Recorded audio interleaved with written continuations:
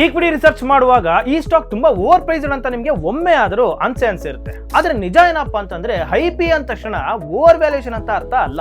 ಈಗ ಬೇಸಿಕ್ಸ್ ನ ಅರ್ಥ ಮಾಡ್ಕೋಣ. P equals price divided by earnings per share. ಈಗ ಒಂದು ಸ್ಟಾಕ್ ನ ಬೆಲೆ 100 ರೂಪಾಯಿ ಅಂತ ಅನ್ಕೋಣ. ಅಂಡ್ EPS 5 ರೂಪಾಯಿ ಅಂದ್ರೆ ಪಿ ಈಕ್ವಲ್ಸ್ 20. ಅಂಡ್ ನಿಮ್ಮ ಪ್ರತಿ 1 ರೂಪಾಯಿ ಗಳಿಕೆಗೆ ನೀವು 20 ರೂಪಾಯಿ ಪೇ ಮಾಡ್ತಿದ್ದೀರಾ ಅಂತ ಅರ್ಥ. So when does high P make sense ಅನ್ನೋ ಪ್ರಶ್ನೆ ಈಗ ಉಟ್ಕೋಬಹುದು. ಅದಕ್ಕೊಂದಷ್ಟು ಎಕ್ಸಾಂಪಲ್ ಇದಾವೆ, ಹೇಳ್ತೀನಿ ಕೇಳಿ. Case number 1, growth expectations.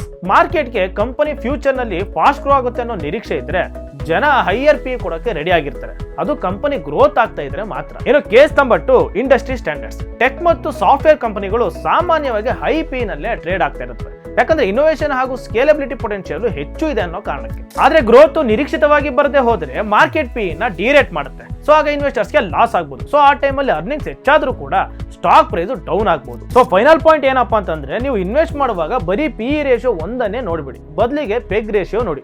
ಇದು ಪಿ ಮತ್ತು ಕಂಪನಿ ಗ್ರೋತ್ ಎರಡನ್ನು ಕನ್ಸಿಡರ್ ಮಾಡುತ್ತೆ. ಫಾರ್ ಎಕ್ಸಾಂಪಲ್ 10 ಪಿ ಇರೋ ಕಂಪನಿಯ 4% ಗ್ರೋತ್ ಗಿಂತ 30 ಪಿ ಇರೋ ಕಂಪನಿಯ 30% ಗ್ರೋತ್ ಬೆಟರ್ ಅಲ್ವಾ? ಈ ವಿಡಿಯೋ ಇಷ್ಟ ಆಗಿ ನಿಮ್ಮ ಫ್ರೆಂಡ್ಸ್ ಅಂಡ್ ಫ್ಯಾಮಿಲಿಗೆ ಶೇರ್ ಮಾಡಿ. ಹಾಗೆ ಇಂತ ಯೂಸ್ಫುಲ್ ಇನ್ಸೈಟ್ಸ್ ಗಾಗಿ ನಮ್ಮ ಗ್ರೋ ಕನ್ನಡನ ಫಾಲೋ ಮಾಡೋದನ್ನ ಮರಿಬೇಡಿ.